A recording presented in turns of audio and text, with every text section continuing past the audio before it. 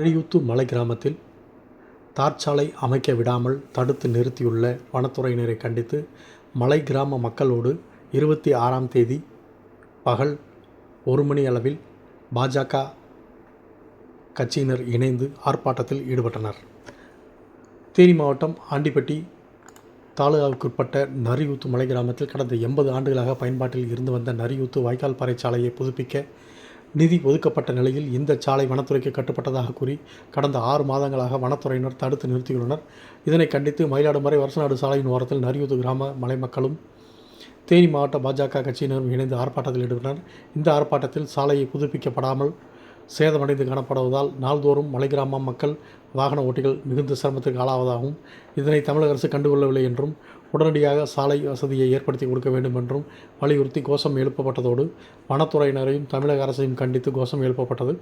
விரைவில் மலை கிராமத்திற்கான சாலை வசதி அமைக்கப்படவிட்டால் அடுத்த கட்டமாக மிகப்பெரிய அளவில் போராட்டங்கள் நடத்தப்படும் என பாஜக தேனி மாவட்ட தலைவர் ராஜபாண்டியன் தெரிவித்தார். ராஜபாண்டியன் தேனி மாவட்ட பாரதிய ஜனதா கட்சியுடைய மாவட்ட தலைவர்.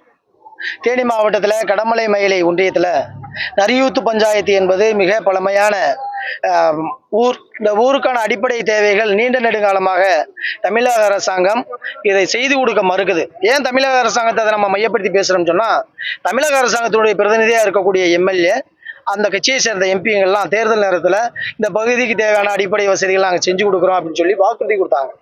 ஆனா தேர்தல் முடிஞ்சிருச்சு, திரும்பவும் தேர்தல் சந்திக்கக்கூடிய காலகட்டத்தில் கூட இந்த தேவைகளை, அடிப்படை தேவைகளை அவங்க பூர்த்தி செய்ய தயாராக இல்லை.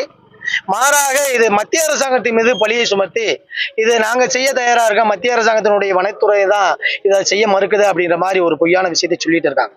ஆனா இதுல உண்மை இல்லை. ஏன்னு சொன்னா, இந்த மாநில சுயாட்சிக்கு உண்டான அந்த அதிகாரம் என்பது கூட மக்களுக்கான அடிப்படை தேவைகளை பூர்த்தி செய்வதற்கு அவங்களுக்கு 1000 வாய்ப்புகள் இருக்கு.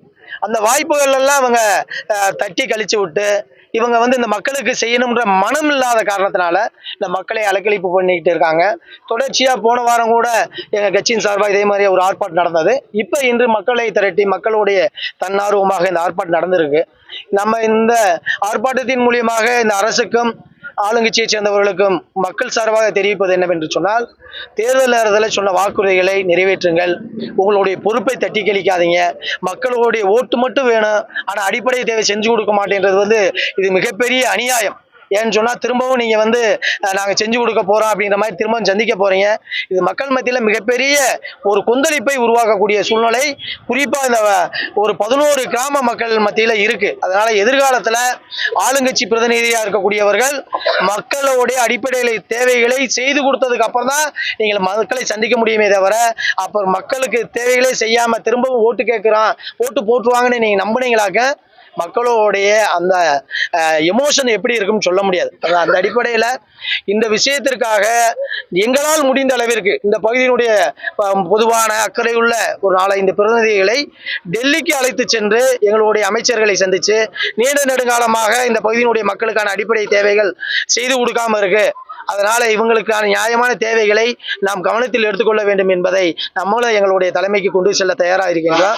அதனால அதற்கு மூலியாச்சும் இந்த பகுதிக்கான வாய்ப்பு கிடைக்குமா அப்படின்றத நிச்சயமாக மக்களோடு மக்களாக எந்த அரசியல் பயனையும் எதிர்பார்க்காமல் மக்களோட மக்களாக இந்த அடிப்படை தேவைகளுக்காக தொடர்ந்து பாரதிய ஜனதா கட்சி போராட்டம் நடத்தும். இது அடையாளமாக நடத்தப்பட்ட போராட்டம். அடுத்த கட்ட போராட்டம் மிகப்பெரிய எண்ணிக்கையில அரசுக்கு உணர்த்தும் வகையில் இந்த போராட்டம் அமையும் என்பதை இந்த நேரத்தில் தெரியப்படுத்திக் கொள்கின்றோம்.